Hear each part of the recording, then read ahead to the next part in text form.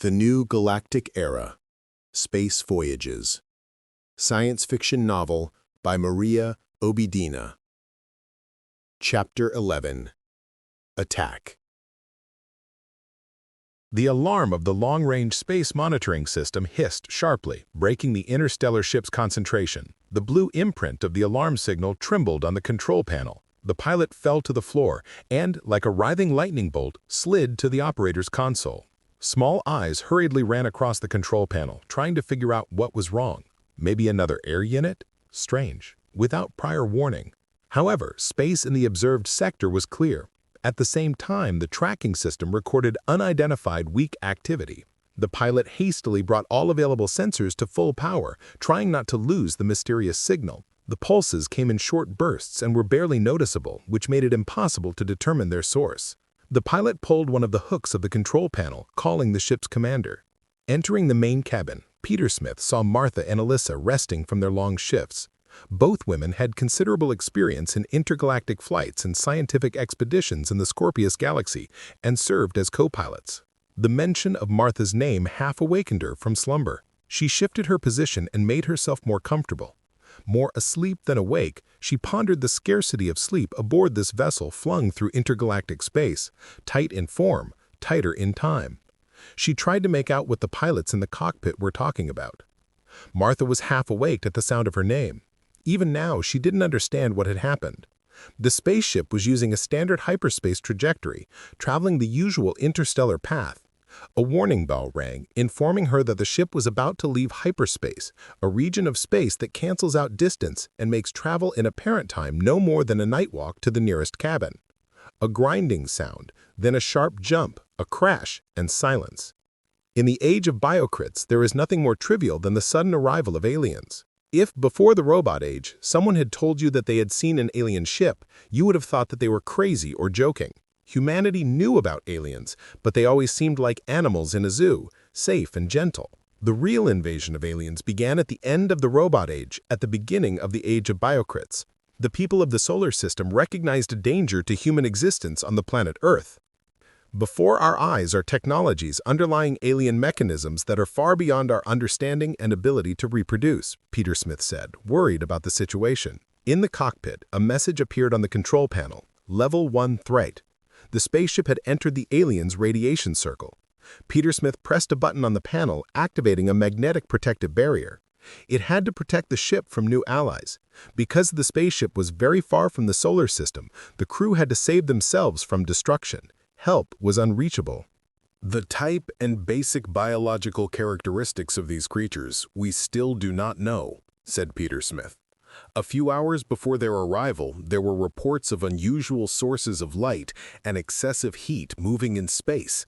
But whatever it is not the usual radiation of stars and other interstellar objects.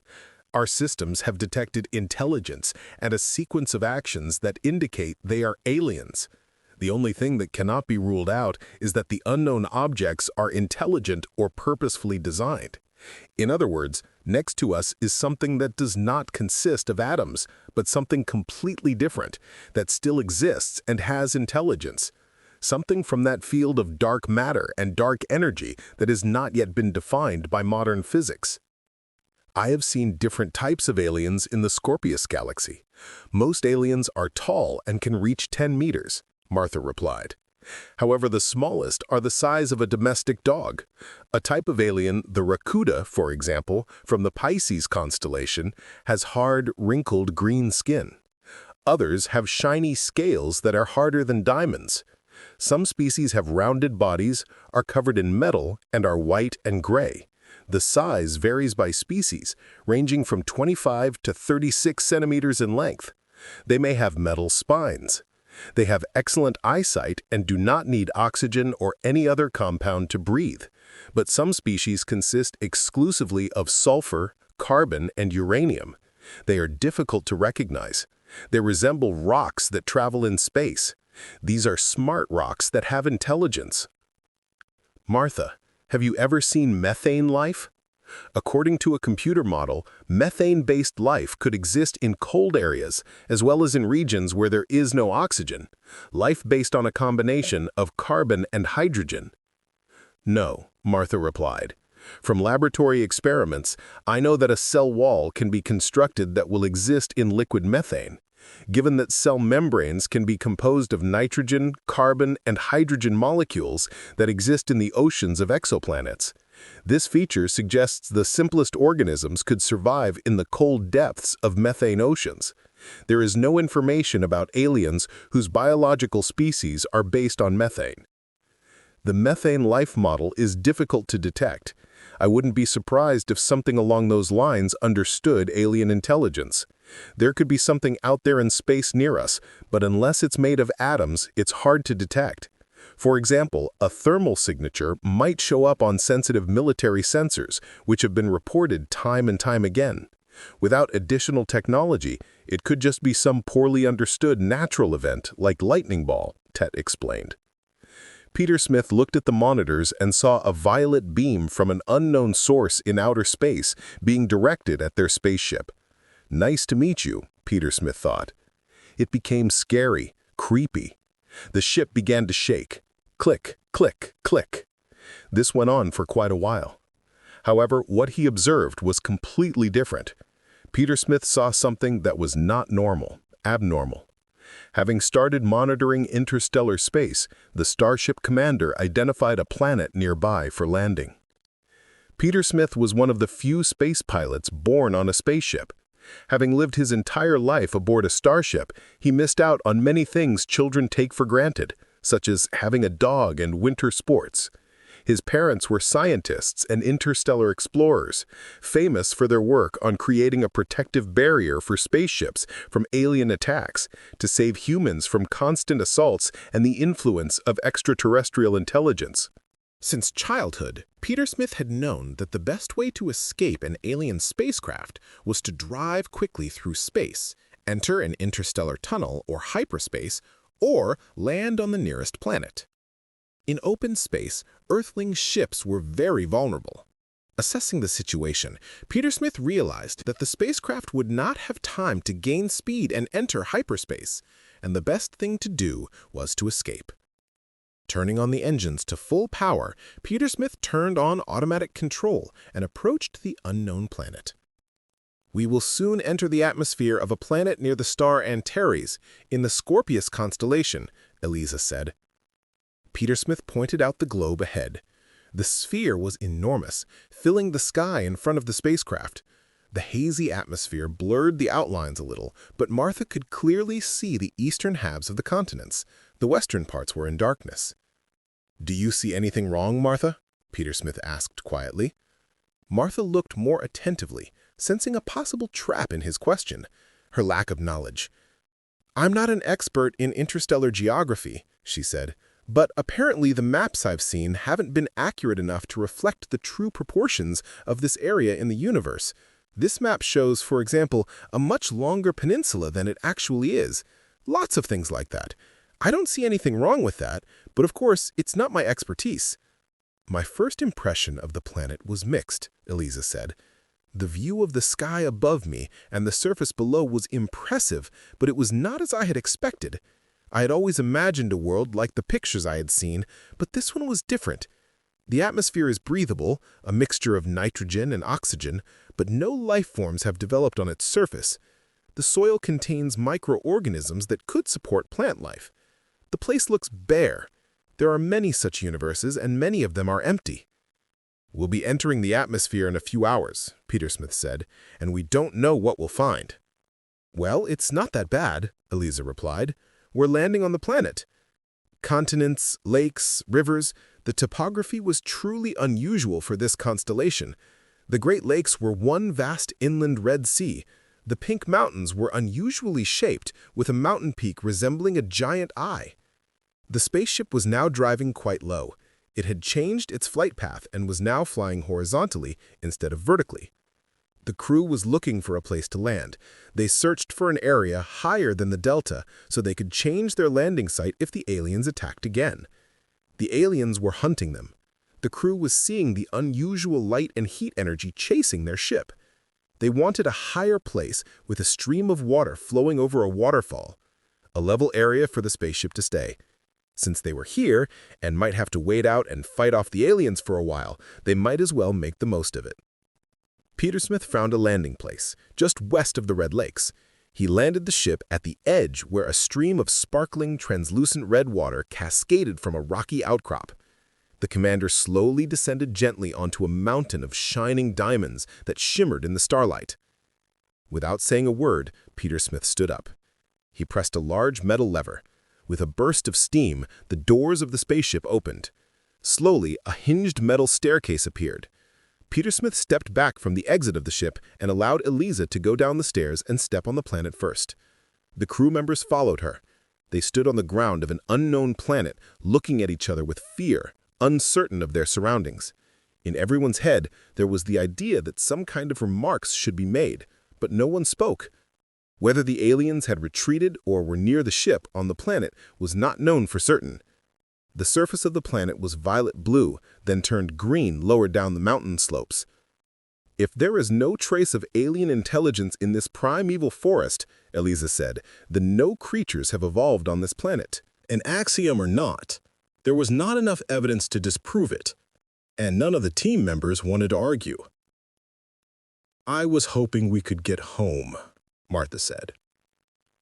It was time for someone to give the team members a sense of reality. Not the harsh kind, but the kind that clears the fog, reminding them why they started, what they've lost sight of, and what still matters. People had to be down to earth. The remote monitoring scanner signaled powerful electromagnetic oscillations and flashes of light not far from the planet. It was necessary to wait until the aliens retreated. Alien intelligence. There is no defense or way to combat it. Under the influence of their rays, all the systems of a spacecraft can fail. When cosmic rays moving at a speed slower than the speed of light hit a planet, they create cascades of secondary particles, including energetic neutrons and alpha particles. Millions of these particles hit the human body. Despite their number, this subatomic stream is imperceptible. However, some of these particles carry enough energy to interfere with the operation of microelectronic circuits. When they interact with integrated circuits, they can change individual databases stored in the device's memory. Because it's hard to know when and where these particles will hit, and when they won't physically harm a person, the disruptions they cause are very difficult to detect. As a result, determining the distribution and movement of aliens is not easy, Ted explained. "Our report confirms that we have a problem," said Petersmith. "The interstellar intelligence was not a surprise. Thanks to studies of the effects of radiation on electronic circuits designed for military and space purposes, we predicted the negative impact of alien rays on the electronic systems of spacecraft. We have detected too much distortion in the radio wave bands due to the cross-section of the waves, and must abandon attempts to run all the ship's systems at full power," Marta said. All that remained was to wait for events to unfold. Days dragged on an unknown planet in the Scorpio constellation. In Greek mythology, Scorpius was identified with the scorpion that stung Orion, the mythical hunter. Scorpius is one of the oldest and most recognizable constellations in the night sky. The pattern of stars that make up this constellation can easily be imagined as a scorpion. According to mythology, Scorpius is a creature sent by the earth goddess Gaia to attack and kill the giant hunter Orion. The image of the scorpion was placed opposite the image of Orion in the sky, so they would never appear together at the same time. Among the stars of the constellation is the bright red star Antares, whose name means rival of Mars. Like the planet Mars, this star is bright red, and ancient astronomers compared it to the red planet. Suddenly, someone started talking to Martha, whom she couldn't see. Martha got scared and scanned the surface with a radio frequency device. She saw several energy sources near the ship. It was scary. Different thoughts were in her head. How come no one ever told me about methane life? It's so advanced. Intelligent life? Instant transportation? Weapons the size of planets? Petersmith, too, began to hear sounds in his head. He set the receiver to maximum speed for receiving and decoding information. The information was coming in at such a rate that it was going off scale. Some of it was so strange that it seemed to violate the very laws of physics. How was it that they could become invisible, or create means of subsistence out of thin air, or transform into different species? Where did the various gestures, strange vocalizations, and pieces of cosmic matter come from? Just like Martha, Petersmith reflected that he had seen dominant organisms interact with intelligences he had never even known existed, travel to worlds he had never heard of, and all with inventions that easily outpaced any known civilization in the universe. The information and the grandiose dreams were too much. Petersmith was overloaded trying to make sense of it, but there were discrepancies between the real world and the human mind's perception of the world around it, conflicting messages, pieces that didn't add up. Much of the extraterrestrial technology had been passed to humans only a few times and never used. All the crew wanted was to find a new, safe place. There were far more aliens than the pilots had initially discovered. How do I transport myself to a safe place? And why have I or anyone else never heard of this intelligence? They could easily conquer the entire universe if they wanted to, one of the pilots wondered. Panic attacks are not common among pilots, but they can still get nervous when faced with the unknown. Perhaps such a powerful species prefers to ignore us as insignificant. How are these aliens so much better than us? The starship pilot began to worry. So instead of passively receiving the information, Petersmith cautiously sent out a research signal to review the situation on the ground. The wait was unbearable. As soon as the viewer requested the incoming data, Petersmith quickly turned back to review it. The images on the screen did not match the transmitted data. Petersmith saw only flashes from an unknown energy source. They were similar to the ones he had just looked at, but calling their communication methods and spacecraft technology would be ridiculous. "What did I miss?" asked Martha. None of this was sensible. Once I realized the advanced nature of the alien intelligence, I should have gotten away as far as I could. If they thought I was an invader, my poor ship would be helpless. I had nothing to give them the slightest hesitation, but they must have known I was there by now. My basic visibility shielding would have been as useless as my defenses. If they hadn't already kicked me out of the galaxy, they wouldn't have cared. And I owe it to the rest of the universe to know the truth, Petersmith said. Petersmith looked back at the information, searching for clues, signs, or something. It was hard. The more he searched, the more incredible things he found that weren't there. Over and over and over again. Artificial life was killing organic life. The relatively primitive bursts of energy were caused by degradation over countless cycles. Aliens landed on the planet to restore energy resources.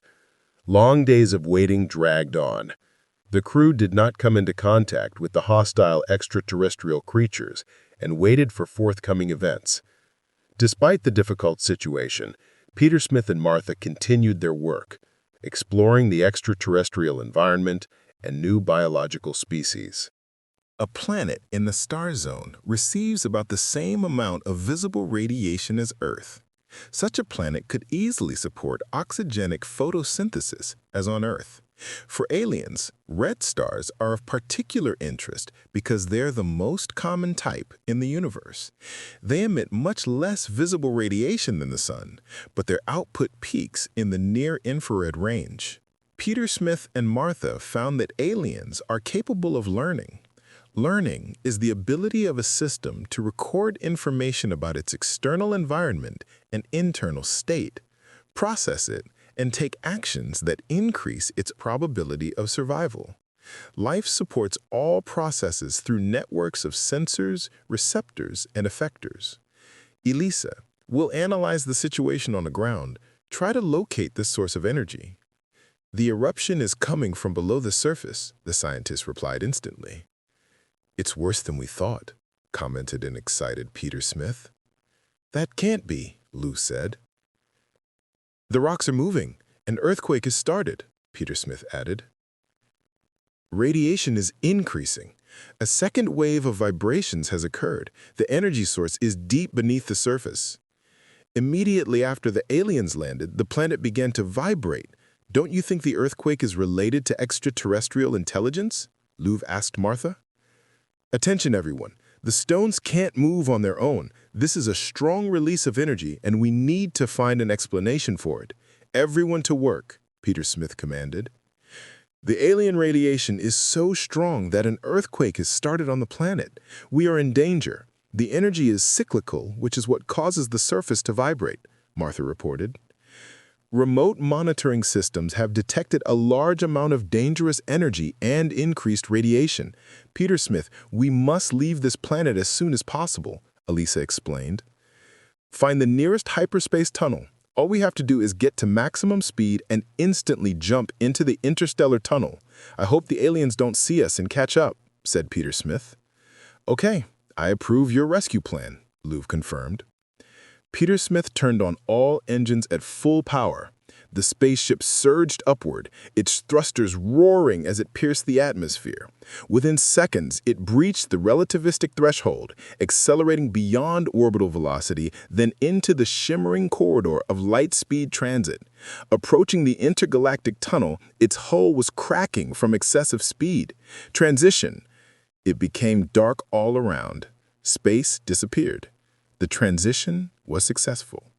The science laboratory did not allow us to take the rock samples with us to the solar system. It is very dangerous for Earthlings and the intelligent race, Elisa suddenly informed the crew. We'll never know what kind of alien intelligence tried to destroy us in a matter of minutes, Lou smiled. Yes, Petersmith replied. I don't like to talk about my expeditions to distant worlds, but there was one interesting incident in my life. Petersmith starts his story. Many years ago, while exploring the planets of the Andromeda Galaxy, one expedition came across an unusual biological creature. None of the motion sensors detected any unknown intelligent life on the planet. The desert stretched in every direction, a vast and unforgiving expanse of sand, rock, and scrub. Mountains rose in the distance, their jagged peaks a stark contrast to the plains below. To Petersmith, a flight engineer and explorer who had spent years seeing the beauty of other planets, it was an ordinary yet beautiful landscape. This untamed desert, with its strange gems, hidden oases, and magnificent mountains, was mesmerizing. The cabin was cool and dark. Petersmith turned on the equipment, eager to see the results of his labors. As the images loaded, Petersmith's trained eye scanned them, pausing to admire the occasional shot that captured something truly special against the red sky. He was halfway through the footage when something unusual caught his eye. At first, it was just a feeling, a strange feeling that something had gone wrong. Then, Petersmith saw it. "What is this?" he whispered to himself. Then he felt his pulse pound in his ears as he looked at it. Petersmith zoomed in on the image taken at the edge of a dense forest, the trees standing tall and proud against the setting sun. There, in the forest, by the edge of a shimmering lake, was a figure. The creature, if it was a creature, crouched low, its massive but thin frame half hidden in the shadows. But it was there. Unlike anything Petersmith had ever seen, it was skeletal in its thinness, and he saw an eerie, ethereal presence. His eyes glowed faintly. Looking closer, Petersmith was stunned. It was Louvre.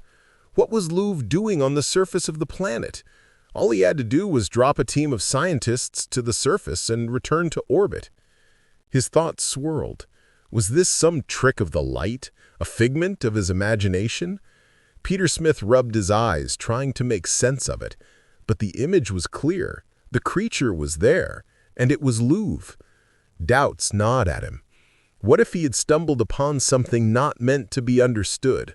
What if he was losing his mind? Petersmith retraced his steps, returning to the very spot where he had first seen the creature.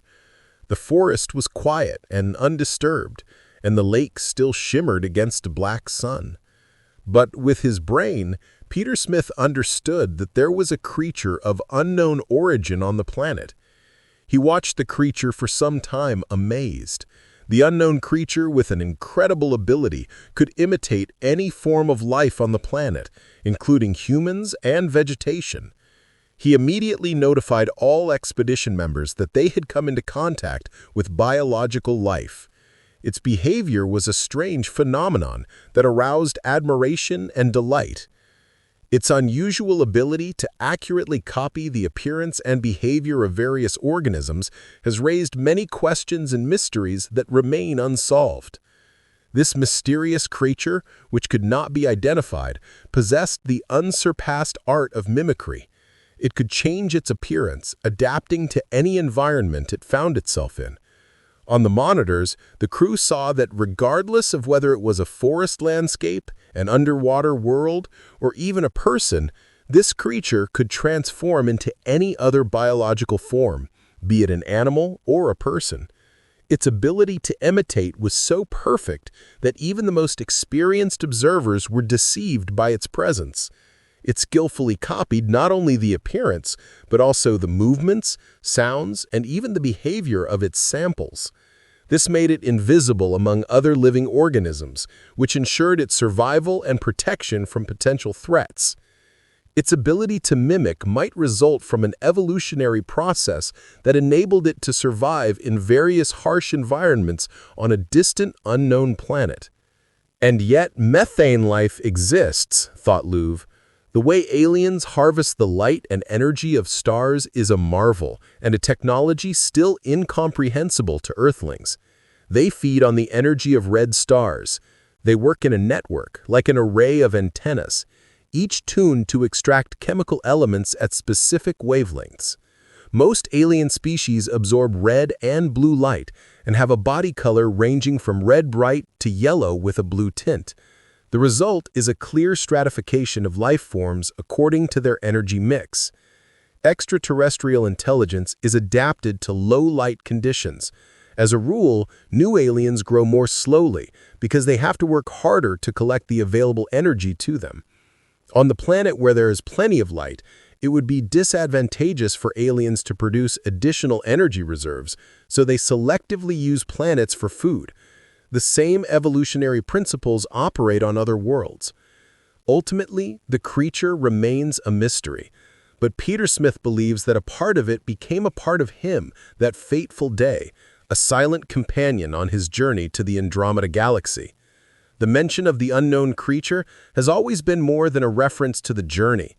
It has been a symbol of the infinite possibilities hidden in the world, waiting to be discovered by those brave enough to seek them in other galaxies.